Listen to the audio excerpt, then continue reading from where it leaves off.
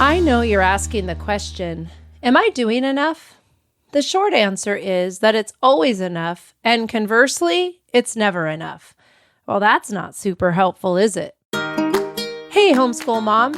I'm Erica Sagert on the Intentional Homeschooler podcast with more actionable steps and encouragement for your homeschooling journey so you can confidently and intentionally homeschool your children without sacrificing your sanity.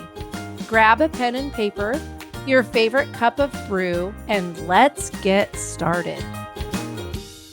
Let me start by saying, if you're asking the question, it probably means that you're doing more than you think. In every type of schooling situation, whether that's public school, private school, or homeschooling, there will be gaps. You might as well just get used to that fact.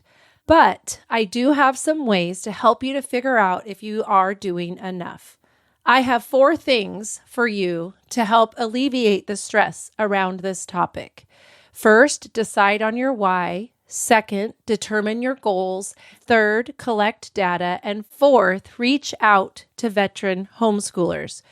So let's go one by one and with a little bit more detail. First, decide on your why. Why are you doing this in the first place? Why did you choose to homeschool your kids? We lose our way when we don't know our why. Once you know your why, remind yourself of it every day. When you start your day, when you start your homeschooling day with your children, put that why in front of you. Keep that forefront. It will make it easier for you to figure out what your what is and what your how is. You will grow in your confidence and you will have more clarity in your to-dos. You will have more passion. So, what is your why? Why are you homeschooling? Is it to have more family time? Is it because you don't trust the public schools? You don't care for their curriculum? Perhaps your child struggles or excels academically and you want to give them the support they need. In either case, you want to challenge them more academically or you want to help them in their weak spots. Take some time to figure this out. Journal, write it down. Keep it forefront. It will definitely help you with your clarity in what you need to be doing throughout your days. Number 2, determine goals for each one of your children. These goals will vary greatly depending on the age of your child. A first grade goal will be a lot different than a 7th grader or a high schooler. So look at each one. Determine some areas where they need to grow. Everybody needs to grow. So study each of your children and decide what those areas are. Make a list of actionable steps that you can take with them to help them reach their goals. Find those non-negotiables and adjust them as needed. Here are some specific goal ideas that you might need to make with your children. I remember a time when some of my children did not really know their times tables very well. So we set up a goal. We made some 3x5 cards with the multiplication facts on them. We decided on an end goal. They would learn their 1 through 4s by X date. And at the end of that time, there was some sort of prize at the end.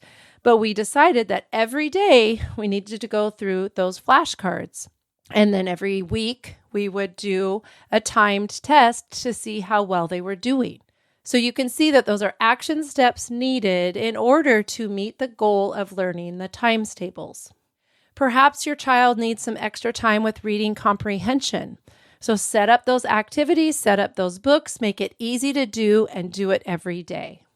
Perhaps it's chore time. Perhaps they're just not following through with the tasks that you're asking them to do.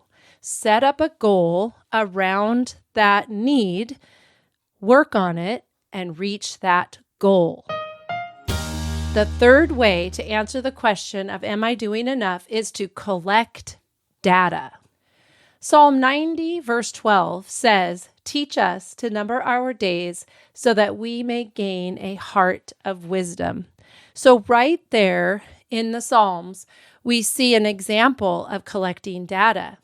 What Psalm 90 is telling us is that our days are important and we should number them. We should make them count. We should use our time wisely. So I like this little bit of an example of collecting data. I keep that verse on my desk here. You might be surprised after collecting some data at how much you're actually doing already. Our minds have a way of playing tricks on us. Sometimes our minds can make us believe that we're not doing enough or that we're not doing anything, but data doesn't typically lie. Like if you collect the data, how many days a week I'm sitting down with my children to work on their times tables, that will tell me that I did it 3 times, I did it 5 times, or however many times it is. It doesn't lie. Instead of just relying on your memory or relying on your mind, collect that data. Now, data collection can be elaborate or simple. Perhaps you're a spreadsheet person. You really like working with spreadsheets. So set up a spreadsheet and make sure that you enter your data each day. Or it could just be simply marks on a wall calendar. I have a wall calendar and I have certain tasks, goals, habits that I'm trying to create. So I have a different colored pen for every habit that I'm working on, and I simply make a dot on the day when I complete that habit. What I like about that is that a wall calendar is visible all the time. I love spreadsheets, and there's a time and place for spreadsheets, but a lot of times it's out of sight. If something is in your sight, it will help you to remember much better. Another way I should say to collect data is to keep a portfolio. Again, this portfolio can be simple or elaborate, but I'm telling you that collecting a little bit of your students' work from time to time and putting it in a 3-ring binder is very helpful, and it's very encouraging to see their work, to see their progress. Nothing quite like in high school, looking back at their 2nd grade work. It creates a little nostalgia. Plus, you can see that, wow, we did some really fun lessons back then, because you won't remember all of the daily stuff. So it really does help to have that portfolio, even if it's simple, just to remind you of what you've done. I hope that collecting data will help you in answering the question of, am I doing enough? I would say that am I doing enough is one of the questions that plagued me the most during my homeschooling years. I tend to be a perfectionist, and so I'm hard on myself, and I often would think that I wasn't doing enough. But during the times when I was collecting data, it really settled me and helped me to keep going forward instead of concentrating on what I thought I wasn't doing. So definitely, the time that you take to collect that data will help you more than you know. The 4th and final thing I'd like to talk about today is to reach out to veteran homeschoolers. There's quite a few of us out there now. Homeschooling's been popular for quite some time. Veteran homeschoolers are a wealth of invaluable information. And most of the veteran homeschoolers that I know are more than willing to offer you tips and tricks along the way. They have paved the way ahead of you. Perhaps they had a child similar to yours, and they will have some fresh ideas for you to glean. You can find veteran homeschoolers at your church, at Hope Learning Center, at maybe a co-op, or there are many online groups, either on Facebook or other social media outlets. But definitely find those people, those veteran homeschoolers that will be willing to impart their wisdom on you. So, 4 tangible things that you can do to answer that all too familiar question of, am I doing enough? Remember, 1, find your why and keep it forefront in your mind.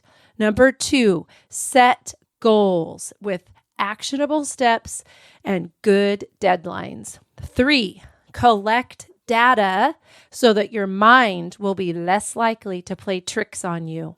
And number 4, reach out to veteran homeschoolers who can help you along your journey. If any of this resonates with you, you have further questions, or you want to find out about the work that I do at Hope Learning Center, book a virtual coffee chat with me. The link to my calendar is in the show notes. You can also follow me on Facebook, Instagram, and YouTube, as well as right here where a brand new episode will drop every other Thursday. Until next time, you've got this, moms.